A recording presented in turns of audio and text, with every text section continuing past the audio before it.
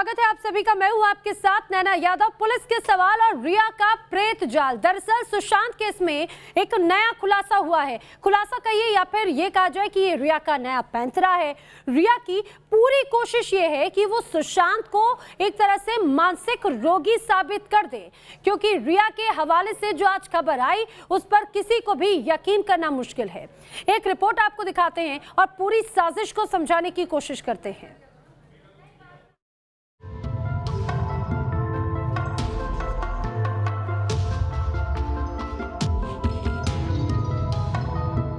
क्या सुशांत को पागल करना चाहती थी रिया? क्या सुशांत को बुरी तरह डराती थी रिया? क्या रिया सुशांत पर काला जादू करती थी? क्या रिया सुशांत को पागल बनाने वाली ड्रग्स देती थी? रिया सुशांत को पागल साबित करके उसके पैसे हड़पना चाहती थी। क्या सुशांत को पागल साबित करके मेंटल हॉस्पिटल भिजवाना चाहती थी रिया? अब इनमें से हर सवाल को पूछे जाने की वाजिब वजह है। सुशांत के परिवार का आरोप है कि रिया सुशांत को बार बार उसकी मेडिकल रिपोर्ट सबके सामने रख देने की धमकी देती थी, ब्लैकमेल करती थी। लेकिन अब जो बातें सामने आ रही हैं, उससे साबित हो रहा है कि रिया सुशांत को बुरी तरह डराने की कोशिश कर रही थी। सबसे पहले रिया के इंस्टाग्राम पर अक्टूबर 2019 में अपलोड किया गया ये वीडियो देखिए। रिया एक गुफा में दिखाई दे रही है। रिया ने ईडी के सामने खुलासा किया है कि अक्टूबर 2019 में सुशांत, रिया और शोविक छुट्टियां मनाने के लिए इटली गए थे, लेकिन रिया और शोविक सुशांत को हॉन्टेड यानी डरावनी जगहों पर ले गए। जिस गुफा में रिया नाव में बैठकर वीडियो बनाती दिख रही है, उन गुफाओं के बारे में इटली में मान्यता है कि यहां आत्माएं रहती हैं। आरोप यह है कि रिया जब सुशांत को इन जगहों पर ले गई तो सुशांत को यहां के बारे में बढ़ा चढ़ाकर बताया गया। इसके बाद रिया, सुशांत और शोविक इटली के 600 साल पुराने एक हेरिटेज होटल में रुके। रिया अपने भाई शोविक के साथ एक कमरे में रुकी और सुशांत को होटल के सबसे बड़े कमरे में रुकवाया। सुशांत के कमरे में फ्रांसिस्को डी गोया की 1819 में बनी बेहद डरावनी पेंटिंग थी। इस पेंटिंग में एक शख्स एक बच्चे को खाता हुआ दिख रहा है। दिन भर डरावनी बातें सुनने के बाद हेरिटेज कमरे में अकेले बैठे सुशांत के मन में इस पेंटिंग ने बुरी तरह डर भर दिया। रिया ने ईडी को बताया कि इस घटना के बाद सुशांत पूरी तरह बदल गए, वो अलग दिखने लगे। दूसरे दिन सुबह जब मैं सुशांत के रूम में गई तो देखा कि सुशांत रुद्राक्ष की माला के साथ रूम में पूजा कर रहे थे। सुशांत रात भर नहीं सोए थे। सुशांत ने बताया था कि उनकी मां सपने में दिखाई दी थी और कुछ अजीब चीजें भी दिखाई दे रही थी। रिया के मुताबिक वो इस घटना के बाद ऑस्ट्रिया में डिटॉक्सिफिकेशन सेंटर में भी गए थे। सुशांत के पिता बार बार रिया पर आरोप लगा रहे हैं कि वो सुशांत को पागल करार देकर उसकी कंपनियां और उसके पैसे हड़पना चाहती थी। अब ईडी के सामने रिया ने इटली की जो घटना बताई है, उसके बाद कई सवाल खड़े होते हैं और रिया को इनमें से हर सवाल का जवाब जरूर देना होगा। Team news nation. तो ये कहा जाए कि रिया ने अचानक से एक नया पैंतरा रचने की कोशिश की। दरअसल ये जो आप मेरे ठीक पीछे जो दो तस्वीरें देख रहे हैं, ये वाकई में है तो डरावनी। और रिया का दावा यही है कि इन्हीं तस्वीरों को देखने के बाद में सुशांत इटली में अचानक से अजीब सा बर्ताव करने लगे। लेकिन रिया ने जिस तरह से ईडी में पूछताछ में कल बातें कही, उसमें कई सवाल खड़े होते हैं। रिया के बयानों के जरिए केस को ये कहा जाए कि रिया अपने एक तरह से गुमराह करने की कोशिश कर रही हैं। क्या गुमराह करना चाहती हैं? इसके अलावा अगर बात की जाए ईडी से जब पूछताछ हुई तो पैसों की डिटेल्स की बजाय रिया इधर उधर की बातें कर रही थी। पैसों की जब बात पूछी गई, ट्रांजैक्शंस की जब बात ईडी ने रिया से पूछी तो रिया अचानक से इन पेंटिंग्स का जिक्र करने लगी। सवाल यही कि अपने बयानों के जरिए रिया कहीं ना कहीं गुमराह करने की कोशिश करती हुई नजर आई। इसके अलावा भी सुशांत सिंह को रिया जिस तरह से अलग अलग तरीके से जो बातें कर रही हैं, ये कहा जाए कि क्या सुशांत सिंह को पागल साबित करना चाहती है रिया, क्योंकि कुछ इसी तरह से बयान जो है वो सुशांत के परिवार ने भी दिए। अगर सुशांत मानसिक रूप से बीमार थे तो आखिर रिया चक्रवर्ती ने सुशांत के साथ में कंपनी खोली ही क्यों? सवाल ये भी खड़ा होता है, क्योंकि बार बार तो यही कह रही है रिया कि सुशांत मानसिक रूप से बीमार थे। सुशांत की बीमारी के बारे में आखिर सुशांत के परिवार को रिया चक्रवर्ती की तरफ से क्यों नहीं बताया गया, जबकि सुशांत का परिवार बार बार रिया और श्रुति मोदी से पूछते रहे। इंजीनियरिंग टॉपर आखिर कैसे एकमात्र एक पेंटिंग से डर सकता है? एकमात्र पेंटिंग से उसको पागल घोषित करने की कोशिश कहीं ना कहीं रिया चक्रवर्ती कर रही है। सुशांत को मेडिकल रिपोर्ट सार्वजनिक करने की आखिर धमकी क्यों रिया बार बार देती थी? सवाल ये भी खड़े होने लगे। इसके अलावा सुशांत की दौलत को हड़पने के लिए क्या ये रिया की एक तरह से सोची समझी साजिश थी? क्योंकि लगातार अपने बयान बदल रही है। इटली टूर से लौटने के बाद में सुशांत अचानक से बीमार क्यों हो गए? आखिर ऐसा क्या हुआ था इटली में? बीमार सुशांत को लेकर इटली के हॉन्टेड जगहों पर आखिर रिया क्यों लेकर गई?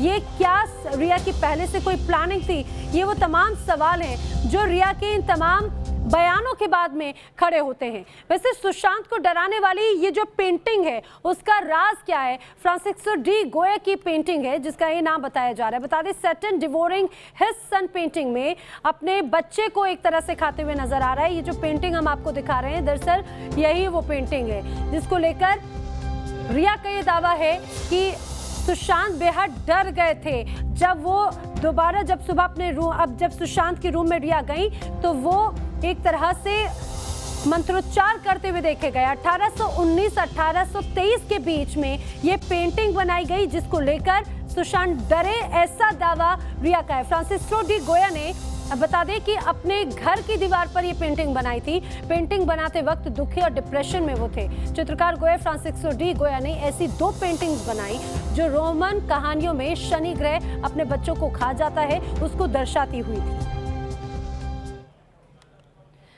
तो अब ऐसे में सवाल भी यही कि आखिर रिया सुशांत को डराना क्यों चाहती थी, या फिर सुशांत केस में रिया के इस नए पैंतरे का मतलब आखिर क्या हो सकता है? तो इसको समझना बहुत ज्यादा मुश्किल नहीं है, आइए आपको समझाते हैं।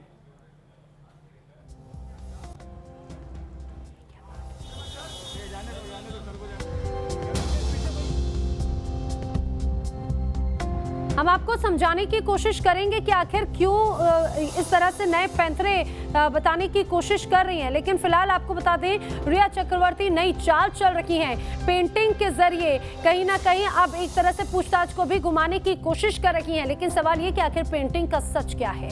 क्या वाकई में सुशांत पेंटिंग से परेशान थे?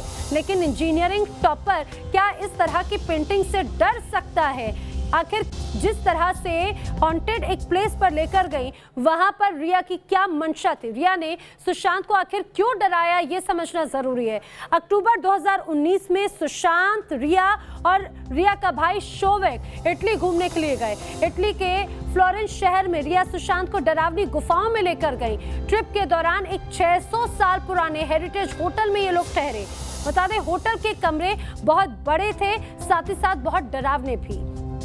होटल की दीवारों पर कई पुरानी पेंटिंग्स टंगी हुई थी और सुशांत जिस कमरे में थे वहां पर सैटन ड्यूरिंग हिज सन टंगी हुई थी और पेंटिंग में सैटन अपने ही बच्चे को खा रहा है।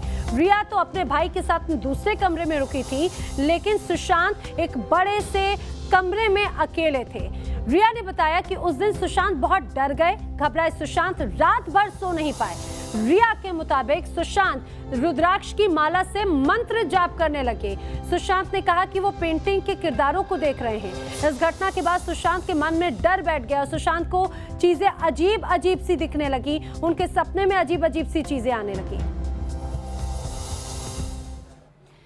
तो रिया लगातार अलग अलग अजीब अजीब तरह के बयान दे रही हैं और लगातार रिया सुशांत को मानसिक रूप से बीमार साबित करने की कोशिश में है।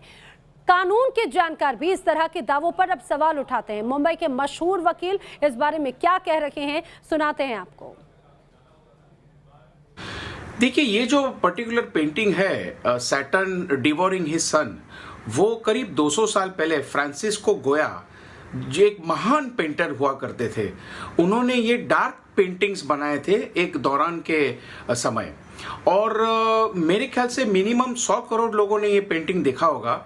ये एक हेरिटेज होटल में डिस्प्ले पे है, यानी बच्चे बूढ़े सब देखते हैं उसको। मैंने कोई ऐसा वाकया देखा नहीं है कि किसी को कुछ ऐसा सदमा आज तक पहुंचा है। तो ये कोई एक्सपर्ट ही एनफोर्समेंट डायरेक्टरेट को एडवाइस कर सकेगा कि ऐसा मुमकिन सिर्फ सुशांत सिंह राजपूत को हुआ था या किसी और को भी हुआ है। तो वरिष्ठ वकीलों ने क्या कहा वो तो आपने सुना, लेकिन जिस तरह से रिया चक्रवर्ती बयान दे रही हैं उसके लेकर सुशांत के भाई नीरज कुमार बबलू ने रिया पर उल्टे सवाल उठाए हैं। पूछा है कि आखिर इटली में जब सुशांत की तबीयत अगर खराब हुई तो रिया ने सुशांत के परिवार को क्यों नहीं बताया। दरअसल अपने ही बयान में लगातार फंस रही है रिया, ये कहना है नीरज बबलू जो कि सुशांत के भाई हैं। रिया ने किस तरह इलाज कराया इसकी भी जानकारी आखिर क्यों उन्होंने छुपा कर रखी, क्यों सुशांत के परिवार को नहीं बताया गया।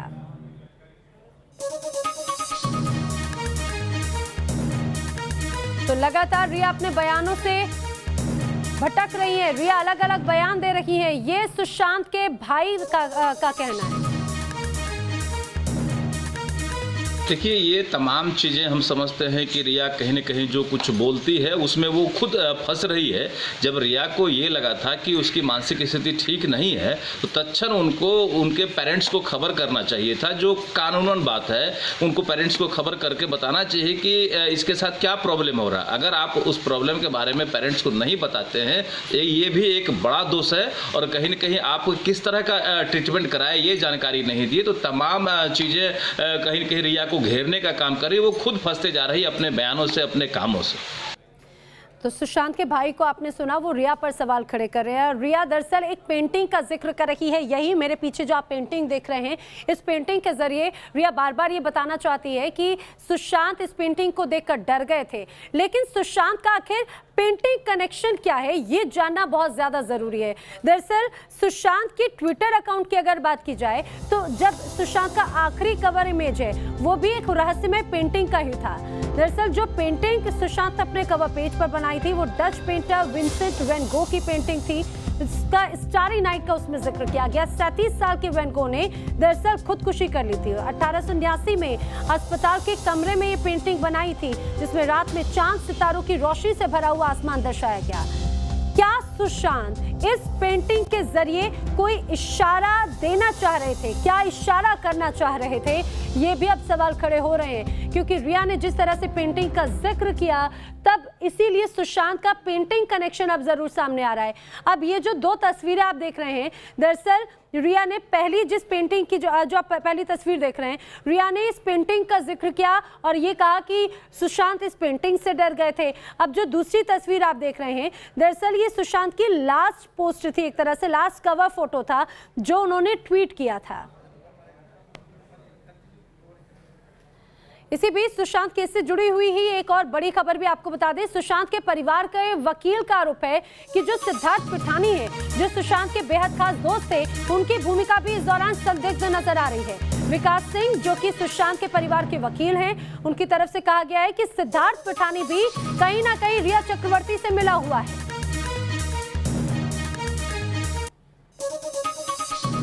सिद्धार्थ पिठानी तो सबसे सस्पिशियस है। उसी ने रूम का कमरा खोला, चाबी वाले को बुला करके, बहन का इंतज़ार नहीं किया, बॉडी को उसी ने उतारा। लेकिन उसने होशियारी बहुत की, क्योंकि बहुत शातिर, क्रिमिनल भी बहुत शातिर होते हैं। उसने होशियारी ये की कि परिवार से बात करता रहा जब तक एफआईआर दर्ज नहीं हो गया, और परिवार को सांत्वना देता रहा एज इफ़ कि वो रिया के खिलाफ है और परिवार को मदद करना चाहता है सच्चाई तक पहुँचने के लिए। जैसा ही एफआईआर दर्ज हुआ, जब रिया एक नामजद अक्यूज हो गई एफआईआर में, उसके बाद उसने मेल लिखा है पुलिस स्टेशन को और कॉपी रिया को मार्क किया है। तो उसकी क्लियर साठगांठ है। दरअसल वक्त जैसे जैसे गुजरता जा रहा है, जैसे जैसे आगे बढ़ती जा रही है, एक्ट्रेस सुशांत की मौत के कई राज और गहराते जा रहे हैं। ये मिस्ट्री और भी अनसुलझी बनती जा रही है। सुशांत केस में दरअसल नया मोड़ तब आया जब सुप्रीम कोर्ट में सुशांत के पिता के वकील ने यह दावा कर दिया कि सुशांत ने खुदकुशी नहीं की बल्कि सुशांत की हत्या की गई है।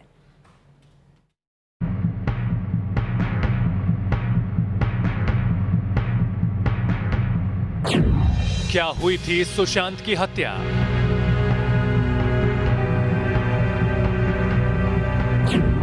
सुप्रीम कोर्ट में सुशांत के पिता के वकील का दावा नंबर 1।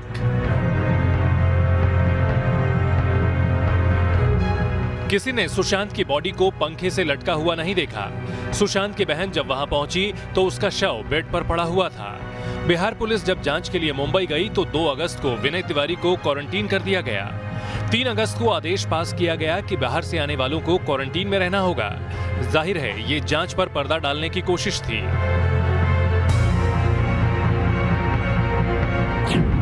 सुप्रीम कोर्ट में सुशांत के पिता के वकील का दावा नंबर 2।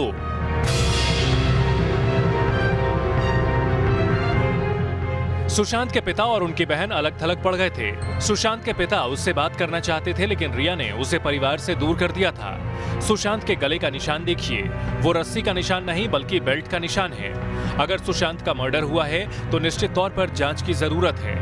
सुप्रीम कोर्ट में सुशांत के पिता के वकील विकास सिंह का यह दावा मामले में सबसे बड़ा ट्विस्ट है, क्योंकि पहली बार कानून की चौखट पर सुशांत की मौत के पीछे हत्या का दावा किया गया है।